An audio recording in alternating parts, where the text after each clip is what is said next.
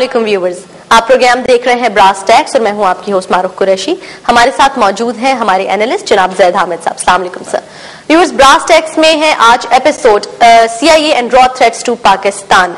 भारत की जानिब से कुछ अरसा पहले हमें एक इस्तिलाह सुनने को मिली कोल्ड स्टार्ट स्ट्रेटजी के नाम से, और दूसरा फोर्थ जनरेशन वॉर के बारे में भी आज हम बात करेंगे। ये दोनों इस्तिलाह ज़ैद साहब की जानिब से जानना बहुत जरूरी है ताकि हम आपको बता सकें कि भारत के CIA के रॉ के क्या अजाइम है, इन दोनों चीजों के क्या एलिमेंट्स हैं, ये हम जानेंगे ज़ैद साहब से। जी सर। देखिए मारूफ, इस वक्त पाकिस्तान के खिलाफ जो जंग मुसल्लत हुई भी है, यानी ये पाकिस्तान की मिलिट्री स्ट्रैटेजी में, हमारी मिलिट्री डॉक्ट्रिन में कभी इस किस्म की हिकमत अमली के बारे में कभी तज्जिया ही नहीं किया गया था कि अगर पाकिस्तान की सरहदों के अंदर हमें एक high intensity conflict, high intensity जंग लड़नी पड़े तो हम कैसे लड़ेंगे।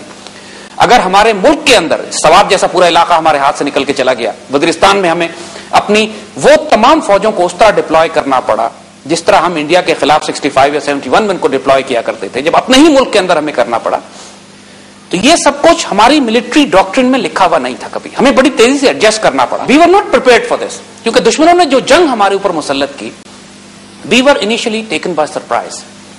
और इसलिए समझना बहुत जरूरी है कि इस वक्त किस एक्सेस पे हमारे खिलाफ जंग हो रही है।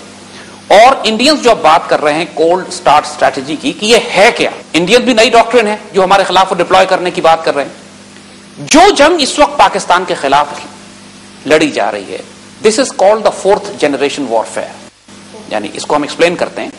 जो फर्स्ट जनरेशन वॉरफेयर थी वो आप पहली जंग अजीम को समझिए, फर्स्ट वर्ल्ड वॉर, कि जहां पर नॉर्मली जंग जो थी ट्रेंच वॉरफेयर थी, यानी फौजें जो थी एक खंदक में थी, सामने दूसरी फौजें थी खंदक में, और लाखों फौजी आमने सामने ट्रेंचेस लगाकर, उसमें आर्टिलरी फायर होता था, इन्फेंट्री असॉल्ट्स होते थे, उसके बाद फौजें निकल कर जाती थी आगे हमला करने के लिए, वो मशीन गनों से मार के गिराते थे, और महीने महीने साल साल गुजर जाते थे और वो लाइंस तब्दील नहीं होती थी, बैटल लाइंस ड्रॉन थी। और पहली जंग अजीम में आपने देखा कि उसमें गो के करोड़ों इंसान हलाक हुए, लेकिन तकरीबन 80% उसमें फौजी थे। सिविलियन कैजुअलिटीज बहुत कम हुई, क्योंकि शहरों में लड़ाई हुई नहीं, लड़ाई ट्रेंच वॉरफेयर थी, बैटल लाइंस पे थी। ये फर्स्ट जनरेशन वॉरफेयर कहलाती है। सेकंड जनरेशन वॉरफेयर दूसरी जंग अजीम, जहां पे आपने ये देखा कि उस वक्त एयरक्राफ्ट आ चुके थे, आर्मर टैंक्स आ चुके थे, एयरक्राफ्ट कैरियर ग्रुप्स आ चुके थे, और ये बहुत ही मोबाइल वॉरफेयर थी। इसके अंदर आपने देखा कि सेकंड वर्ल्ड वॉर में ट्रेंच वॉरफेयर खत्म हो गई और पूरी दुनिया में फोर्सेस डिस्पर्स होकर फैलकर मोबाइल वॉरफेयर के जरिए एक जंग किया करती थी। और ये वो जंग थी कि जो सेकेंड वर्ल्ड वॉर पूरी जो लड़ी गई, कन्वेंशनल वेपन्स इन अ mobile warfare high intensity conflict, यानी एक ऐसा कॉन्फ्लिक्ट जिसके अंदर आर्मर, आर्टिलरी, नेवी, एयरफोर्स सब इस्तेमाल हो रही है, लेकिन कन्वेंशनल वॉरफेयर है और मोबाइल है, एक पोजिशनल नहीं है, एक जगह पे बैठ के जंग नहीं हो रही है। सही।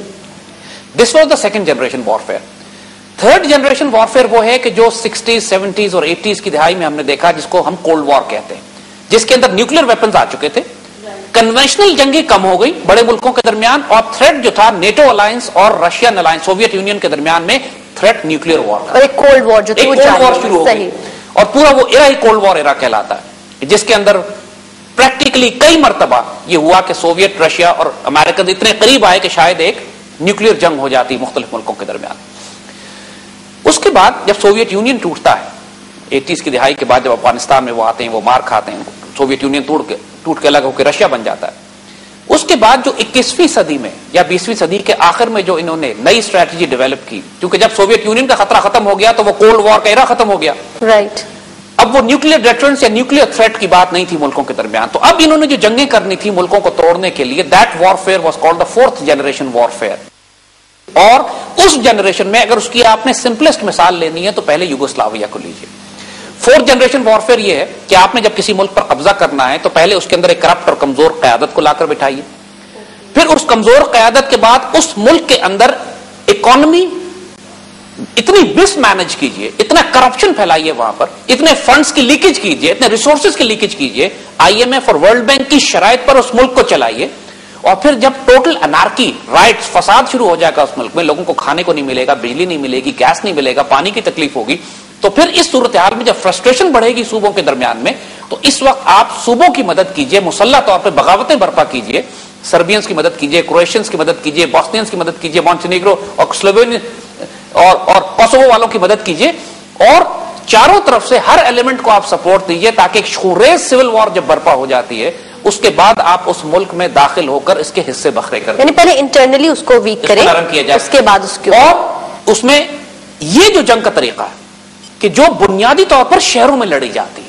یہ وہ جنگ ہے جو آپ نے پورے یوگوسلاویا کو دیکھا کہ سرائیوو کو دیکھیے جو اور سربرانیکا اور جتنے بھی کروشیا کے شہروں کو, زاگریب کو, جتنے شہر آپ اٹھا کے دیکھ لیجیے, بلگراد کو, لڑائی شہروں میں ہوئی, سویلین آبادی مری.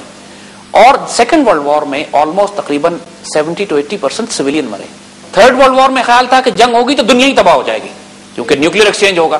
اب فورتھ جنریشن وارفیئر میں جب انہوں نے ٹارگٹ کیا کسی ملکوں کو کہ ہم نے اس ملک کو تباہ کرنا ہے, ہم نے برباد کرنا ہے, تو اس پہ ایٹمی ہتھیار پھینکنے کی تو ضرورت ہے نہیں ان کو. اور اس سے پہلے کہ جب یہ فوجیں لے کے اندر داخل ہوں, اس سے پہلے اس ملک کی معیشت کو, اس کی اکانومی کو, اس کے انفراسٹرکچر کو, اس کے بجلی پانی گیس کے نظام کو اتنا تباہ کر دو کہ لوگ ریزسٹ کرنے کے قابل ہی نہ رہیں. اس کی ایک مثال آپ نے دیکھی کہ عراق پر حملہ کرنے سے پہلے 10 سال انہوں نے عراق پر سینکشنز لگا کے رکھی.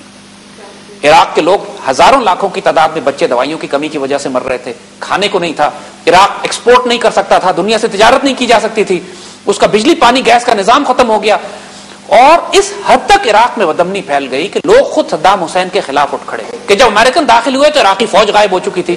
انہوں نے غدار خریدے عراقی فوج کے اندر, غداروں کو خریدا کہ جب عراقی فوج جس کا مقابلہ کرنا تھا, جس نے اتنی بڑی فوج مسلمانوں کی وہاں پہ جو کھڑی تھی, اتنے امریکن سے مقابلہ کرنا تھا, اس کے ٹاپ کے جنرلز اور قیادت اور حکمران جو تھے صدام حسین کی کیبنٹ اور گورنمنٹ کے, ان کو امریکن ہیلی کاپٹروں میں ڈال کے نکال کر لے گئے کیونکہ ان کے پہلے معاہدے ہو چکے تھے.